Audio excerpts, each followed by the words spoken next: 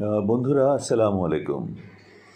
ঠিক বুঝতে পারছি না ভারত বাংলাদেশের সাথে পাঙ্গা পাঙ্গা বলে না একটা শব্দ, মানে আমাদের সাথে কেন অকারণে পায়ে পাড়া দিয়ে একটা ঝগড়া বিবাদ সৃষ্টি করে তিক্ততার মধ্য দিয়ে সম্ভবত যুদ্ধের দিকে এগিয়ে যাবে, এরকম একটা মানসিকতা দেখাচ্ছে। ঠিক বুঝতে পারছি না কেন।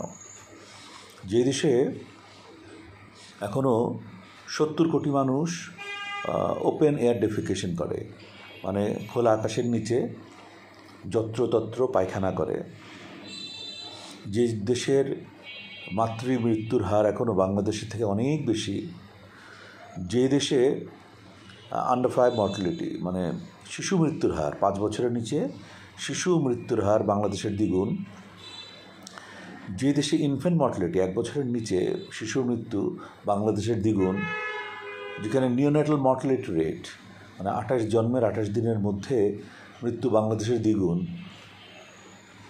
যে দেশের পার ক্যাপিটা ইনকাম বাংলাদেশের থেকে অনেক কম, সেই দেশ এত বড় আস্ফালন করে ভাবতে অবাক লাগে, খুব অবাক লাগে, বিস্মিত হই আমি। যে একটা এই গরিব নোংরা একটা দেশ, এরা আবার আমাদের সাথে পাঙ্গা দিতে আসে। তো সেই জন্যই বারবারই বলা হচ্ছে যে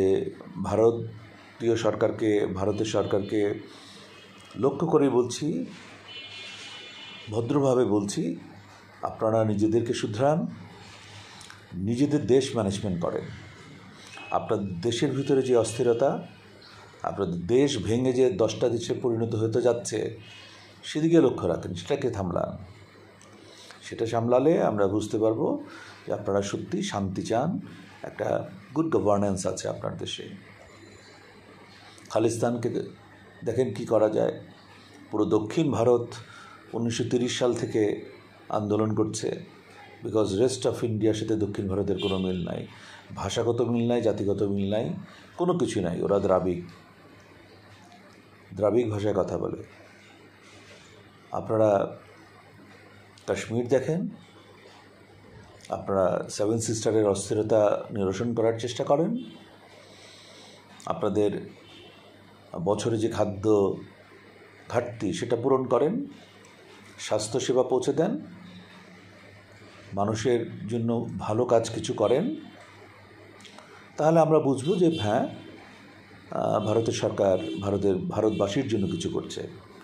আর ভারতবাসীকে রিকোয়েস্ট করব, আপনারা যারা উগ্র হিন্দুত্ববাদী সরকারের আচরণে বিভ্রান্ত হচ্ছেন, আপনারা নিজেরা নিজেদেরকে জিজ্ঞেস করুন এবং নিজেরা নিজেদেরকে শুধরে নিন। বাংলাদেশে সাম্প্রদায়িক সম্প্রীতি অনন্য উদাহরণ সৃষ্টি হতে পারে।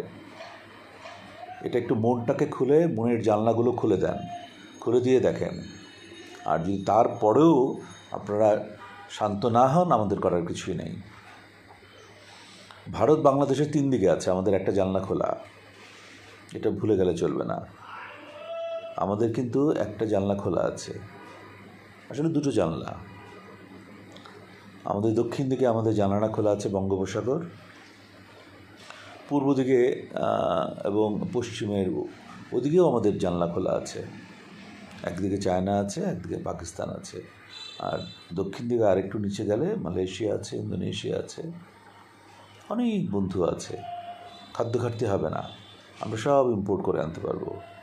আর দেশের সিকিউরিটি দেওয়ার জন্য আমরা আমাদের বাংলাদেশের এই গৌরবদীপ্ত, আমরা যাদেরকে নিয়ে গর্বিত, এই সেনাবাহিনী যথেষ্ট, আমাদের বিজিবি যথেষ্ট,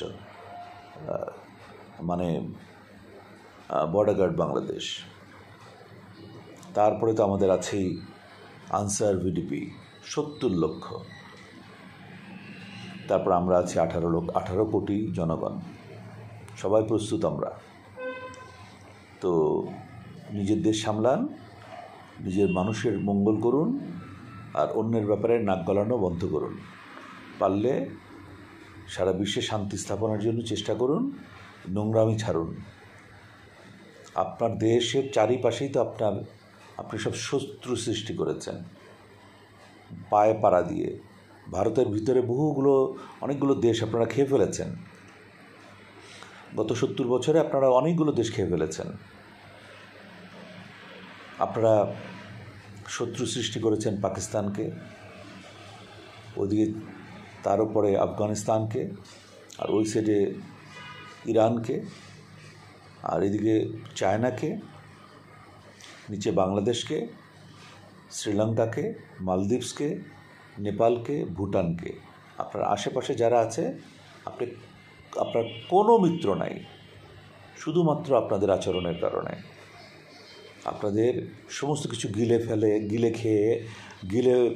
খেয়ে ফেলার যে একটা নোংরা একটা বাসনা মনের মধ্যে আপনারা লুকিয়ে রেখেছেন, সেই নোংরা বাসনার কারণে। আর সবশেষে বলতে চাই, পরশুদিন আপনাদের মিডিয়া থেকে বলা হলো যে শুধু কলকাতার আবর্জনা দিয়েই নাকি বাংলাদেশকে তারা ঢেকে ফেলতে পারবে। তা তো বটেই। কলকাতার 2 কোটি মানুষ আপনারা যে পায়খানা করেন, তার মধ্যে 1 কোটি মানুষই তো ওপেন এয়ার ডেফিকেশন। ওই পায়খানা বাংলাদেশের দিকে ঢেলে দিলে আমরা তো স্বাভাবিকভাবেই অনেক সুশৃঙ্খল জাতি এবং পরিষ্কার পরিচ্ছন্নতা ঈমানের অঙ্গ বলে আমরা মনে করি। সুতরাং আমরা তো ওগুলো নোংরা দেখলে আমরা অনেক দূরে সরে যাব অবশ্যই। তারপর 2 কোটি মানুষের অন্যান্য আবর্জনা, দৈনন্দিন আবর্জনা তো আছেই। তার মানে আপনারা কত নোংরা জাতি, কত অপবিত্র জাতি, এটা কি শুনতে চান আমাদের কাছে?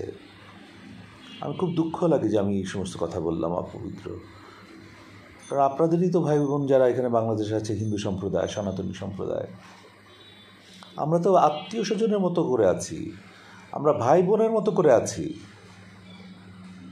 আমাদের চলনে বলনে কথায় বার্তায় সব কিছুই তো একটা আমরা আত্মীয়তার মধ্যেই বন্ধনে গেঁথে আছি। আমরা দাদা মাসি ভাই বোন যাকে যেভাবে পারি আমরা ডাকি। আমরা গলায় গলায় হাত দিয়ে চলি, একসাথে লেখাপড়া করি, একসাথে বড় হই, একসাথে চাকরিতে পরীক্ষা দিই, একসাথে চাকরি করি, একসাথে সারা জীবন কাটিয়ে দিই। আমাদের মধ্যে তো কখনো বিভেদ সৃষ্টি হয়নি। আপনারা দয়া করে এই উগ্র হিন্দুত্ববাদীটা ছাড়ুন, সন্ত্রাসী অ্যাক্টিভিটি ছাড়ুন, ভদ্র হন, নম্র হন। তো আজ এতটুকুই, সবার মঙ্গল কামনা করছি। আল্লাহ হাফিজ।